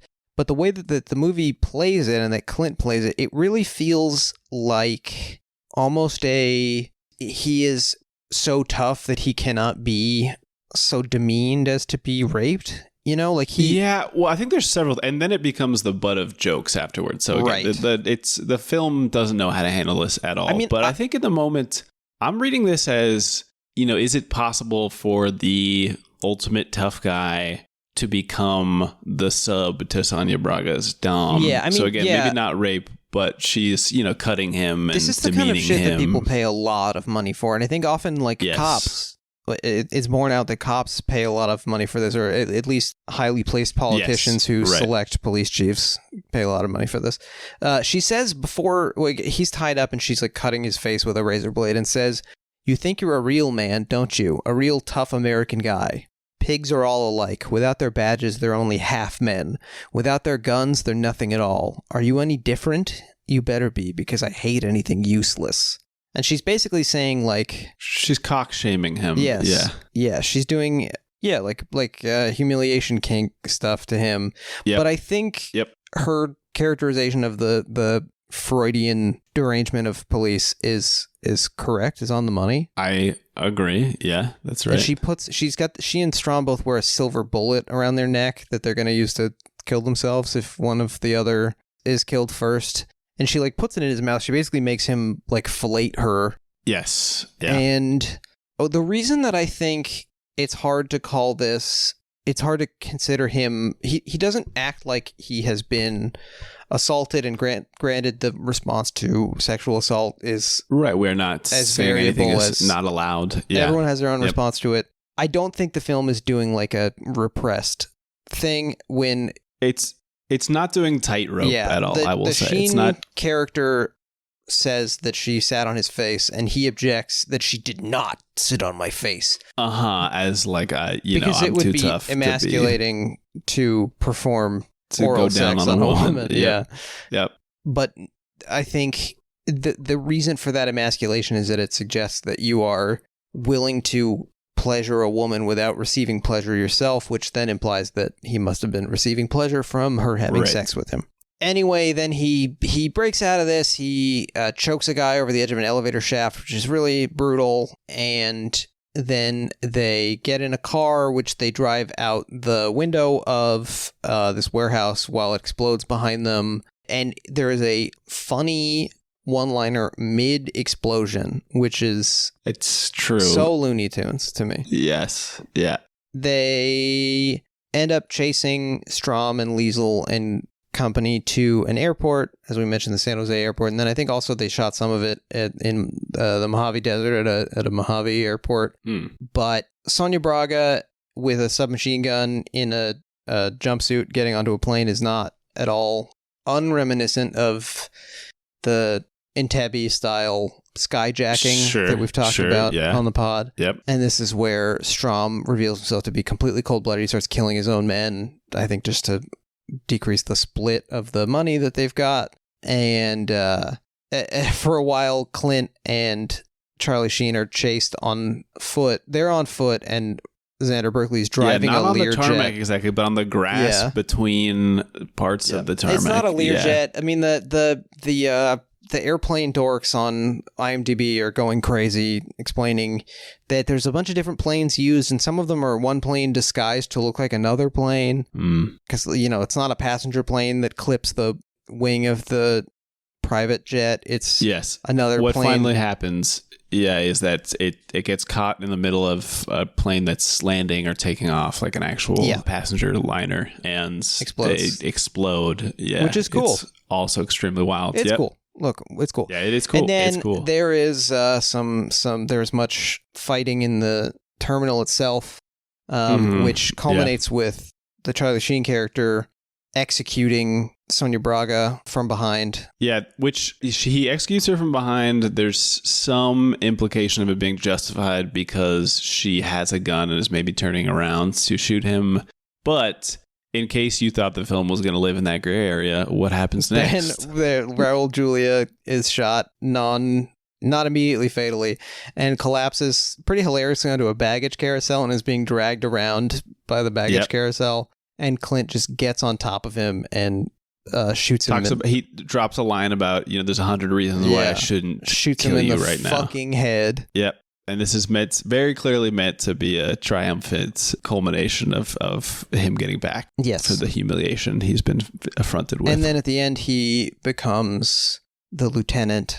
And now, unlike Dirty Harry, this guy has finally given in and is going up the ranks to poison the minds of new recruits. Now, we got to talk about the casting.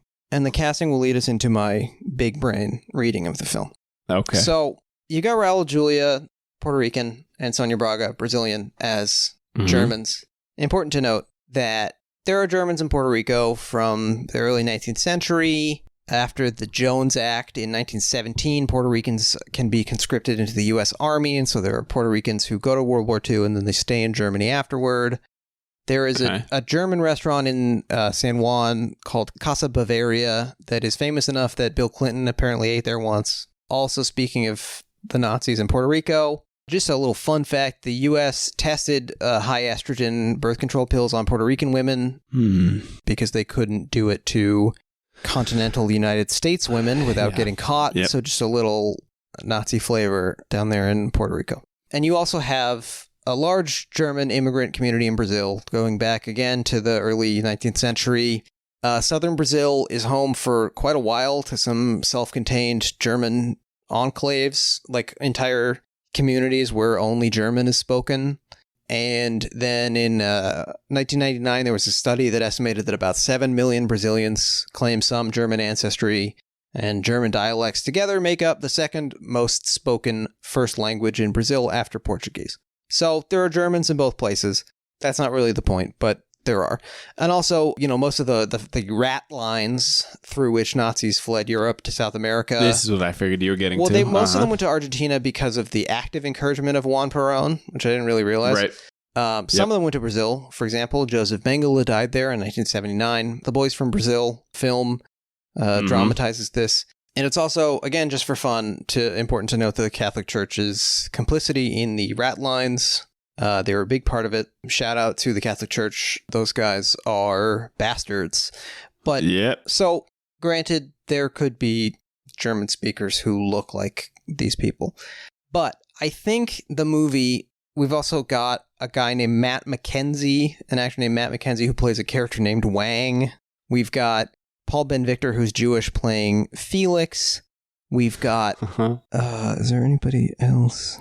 We've got all these characters, all these, and of course we've got Carlos Estevez playing this, like, what's supposed to be a very blue blood character. The scene where they're at the country club and all of the Italian guys, one of whom, like, a clearly Italian guy, the character's name is Morales, even though we just saw him eating spaghetti, I think this movie is sort of Clint Eastwood's Cloud Atlas in a way. Okay. Because it's all right. really about Latino cops enforcing white supremacy.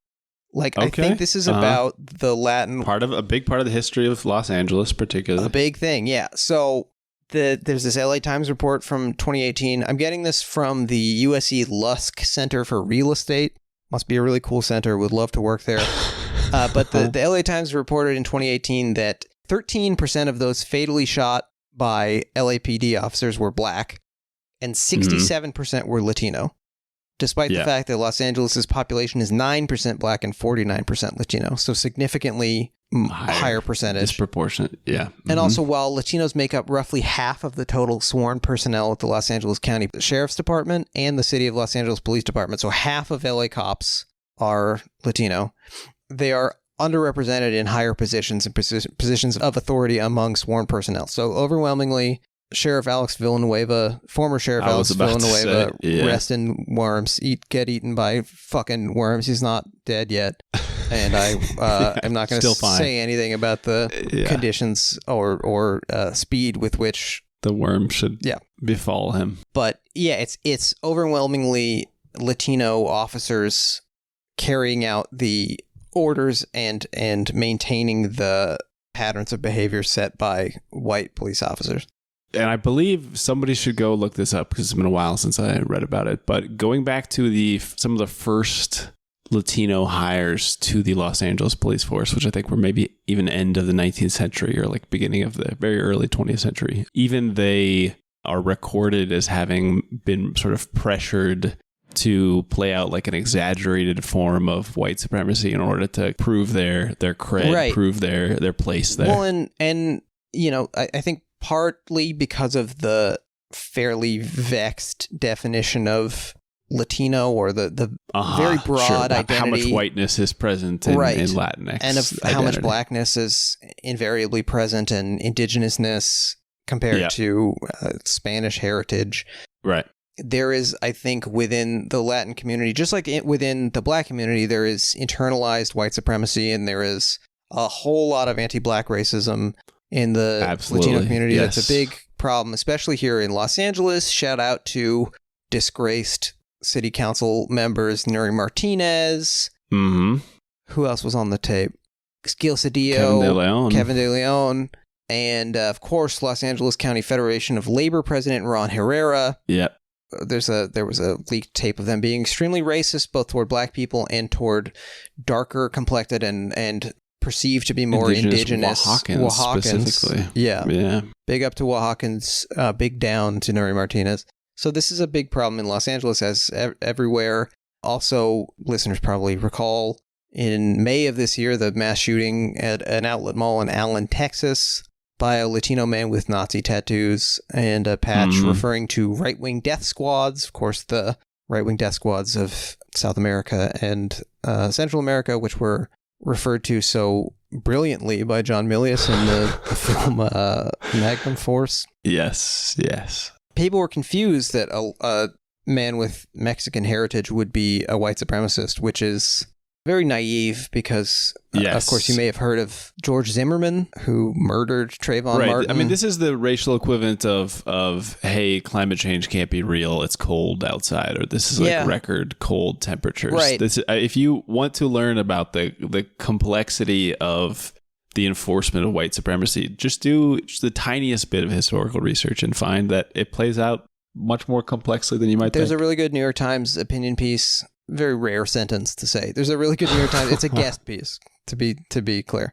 Published in May of this year by Dr. Cecilia Marquez, who's a professor of history at Duke University, just going through sort of the long history of white supremacists with Latino heritage, like Enrique Tarrio, who was the former leader of the Proud Boys, Nick Fuentes, who was he was the third guy at the very cursed Mar-a-Lago dinner with Trump and Kanye West. You know, this is a thing, and I think cops. I will say it's a thing even in Mexico, but this is not unique to Los Angeles or United States people of Latinx heritage. There's, despite a much smaller black minority population, there's plenty of anti-blackness. I think it's distinct in flavor from U.S. anti-blackness, in part because there's not as much like historical, institutional, or like legal prejudice. So I think it takes the form more of just casual racism or like stereotyping, which translates to plenty of very bad things. But yes, you're right in saying that this is a thing. Yeah, I mean, it's a big thing, and overwhelmingly the beat cops that I see from the LAPD are Black and Latino, and yet they are cops. They're carrying out the white supremacist project of all police, and the character who plays the lieutenant in this movie is played by a Mexican man. The character's name is Garcia. He gets kicked upstairs. He moved up because of his ability to carry out that project. I think his commander, whatever position he's in, chief of police or something, is Black as well, right? Yeah, I mean, this is one definition of neoliberalism that I've heard is getting a Black woman on the board of a drone company. I mean, I think Biden got a lot of points for appointing who's the Secretary of Defense at this point? We got Avril Haines also, is that her name? The lady who's the head of intelligence and I think authored a bunch of drone killings. Yeah, the first Black woman. Yeah, but it's Mazel Tov. There's a Jewish leader of the Schutzstaffel. It's not a real change. And I think the movie, whether or not it means to, is making this abundantly clear by having people who we would describe as white playing characters with Latin last names, and people who we would describe as Latin playing, for example, Germans with a penchant for psychosexual depravity. Sure. Yeah, I mean, I'll support your thesis despite agreeing that I don't think it's intentional in the slightest. But yeah, to have the police brutality maybe being played out by Latinx people themselves, but being done in such a way that it becomes a punchline of the Charlie Sheen cop, David Ackerman, is driving us crazy because we're getting all these police brutality complaints because he burned down a bar and did all this stuff, and it just becomes an annoyance to the police rather than a genuine concern, which again I don't think is a critique, but could be read as one. And to be clear, I mean, we strongly condemn all white supremacy on this podcast, fucking obviously. And at the same time, it's all internalized. No, there are no babies born Nazis. Yes. And right. It is a tragedy when anybody becomes a fucking Nazi. It's especially tragic, and I think a little bit easier to understand when, for example, if you are a light-complected light-complected Mexican-American person and you are discriminated against, but you see that other people are being discriminated against more. Yeah, you see the ladder of colorism and you say, well, I'm not going to let myself slip down further. The white people will like me if I agree with them that the Black people are even worse than me. Oh, I think, I'd be surprised if most of our listeners hadn't witnessed this anecdotally, that, even back in middle school and high school, you've talked about middle school casual racism. I remember that very clearly being the situation of people trying to team up with white people making jokes about other minority students. And just in 2 years from the release of this film, you've got the LA Uprising, which famously has a lot of race-based antagonism between Korean Americans and Black residents of Los Angeles. Yep. Again, I think a kind of two different groups of people who are discriminated against, who are unfortunately fighting with one another, I guess, for favor in the eyes of white people. And not just social approval. Favor is the word I'm trying to say. Yeah. Favor, but also even just financial success or survival, right? This is part of it. This is not just a psychological thing, but it may come down to, being able to feed your kids if you can push out these people that you're viewing as criminal elements because you're all scrabbling for the same crust of bread. I mean, what is financial success as a Latino or Black person, but to be able to move into the white neighborhood, you know? Yep. So in conclusion, fuck the police, abolish ICE, defund and disarm, and drop them all in the bottom of the ocean. Send them all on a one-way tour. And they might live. He's not Titanic. saying what will happen. Yeah, exactly. Yeah. Do you have any further thoughts on The Rookie? I don't think so. Oh, I did. This is just a little treat. We get some of the wettest Foley work that I've heard in a film when Clint Eastwood turns his partner's body over. I don't know if you noticed this. I didn't. I don't think. Somebody made a huge decision that I think Clint Eastwood probably just didn't notice. I had my fan going, so okay. I think, I covered up some of the sounds detail. like somebody's slipping in juice or something. It's really good. Gross. Ian, I'm gonna crowd on your segment that you brought up. I think you invented this on the Pink Cadillac episode. It's time to visit the Frank Capracorner. Oh, I love it. How Did you is this notice? Relevant. Did you notice that? Let's see, what's the actual credit? Key second assistant director Frank Capra III. And yes, he is it's the grandson. That one. Yeah. Wow. Really great. Did not notice it. Yeah. And I looked at him. I looked up a picture of him and I was like, I don't really see it. And then I realized I have no idea what Frank Capra looks like. This guy just looks like a regular looking guy. Oh. Yeah. Yep. Anyway, That's our episode on The Rookie. That's our episode, Pink Cadillac. So thanks, Ian, for joining us today. Can you tell us a little bit about what you're working on right now? And I'm just kidding. Hey, come on. Hey, relax. It's a joke.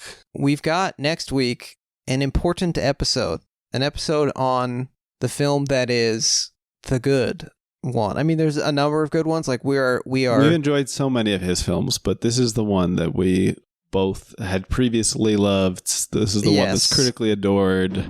This is the one that maybe you have seen, listener. In the David Ackerman sort of duology of the podcast, this is the hinge point where we're tipping into pretty much banger territory with minor slips and flubs. But from here on out, it's the really good stuff. It's the ones people have heard of, and that starts with next week's episode on In the Line. I'm just kidding. On Unforgiven. I mean, In the Line of Fire is good too. Yeah. I don't want to. But Unforgiven is our episode next week.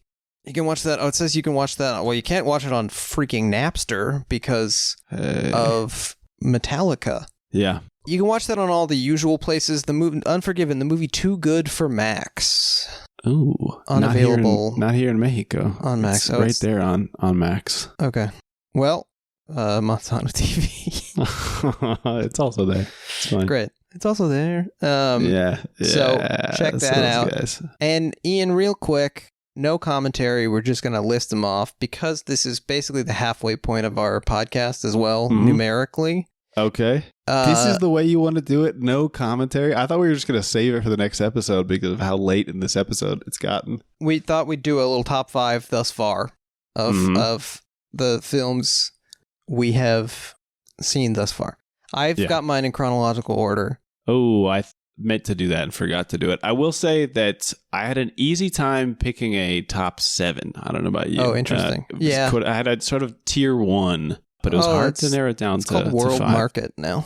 So I'm going to read mine, and then you read yours, and we'll see if we have the same 5. I bet we have a lot of overlap. Yeah, I was going to say, listeners, why don't you pick a little number out of 5? How many think we have in common? We like most of the same movies. That's why we have a movie podcast together. We what?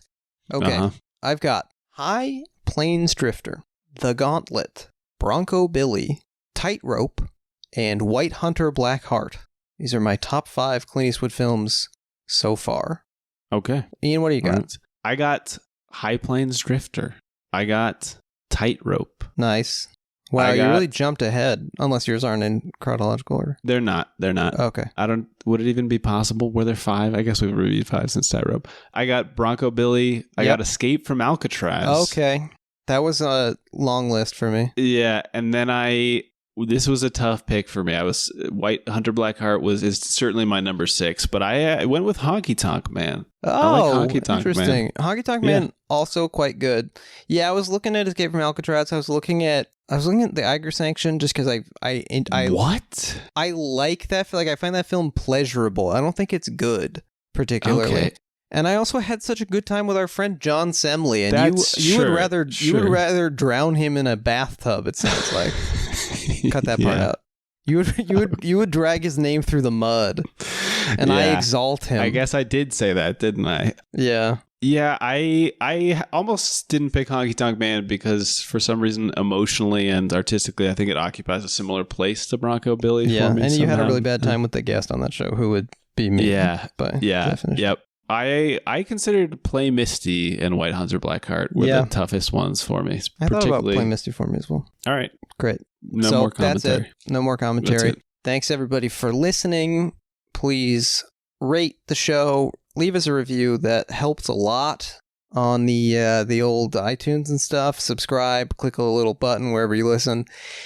If you like the show, we would sincerely appreciate it if you would carve that into your victim's flesh when you leave them for the police. Or a bench in the park. Don't deface park benches. I'm going to push back on that. All I right. would say old growth trees. You can carve them into those. Sure, yeah, but sincerely, like, tell somebody, if you know somebody who likes Clint Eastwood, tell them about the podcast. Mm-hmm. And, I had a good idea. Oh, yeah, if anybody knows how to do that thing where you reprogram the big road sign that tells you that the road's going to be closed. If you wanted to make that say podcasty for me, and send us a picture, that'd be funny. As long as it's not like a danger thing. Don't change one that says like bridge out ahead or something. But if it's just letting people know about road work, that's, And yeah, if you have any comments, questions, or concerns, or you're interested in co-hosting a 2-person Clint Eastwood podcast, you can email us at podcastyforme@gmail.com. We're on Twitter and Instagram at podcastyforme, podcastyforme.com. Thank you to Jeremy Allison for our artwork, and join us next week for Unforgiven, an episode on which we will both be appearing. It sounds like we're not going to. It's just, that's real. I have a problem with my voice. His brain. Thank you, Jake Serwin, as ever, for... You kind of take the reins, but in kind of a loose way. Somebody who's bad at horsemanship. And remember, it's not just a podcast. It's a fucking adventure. Yeah, that's like an Army Navy slogan. Navy slogan. Yeah. The cops think they're the military. They sure do.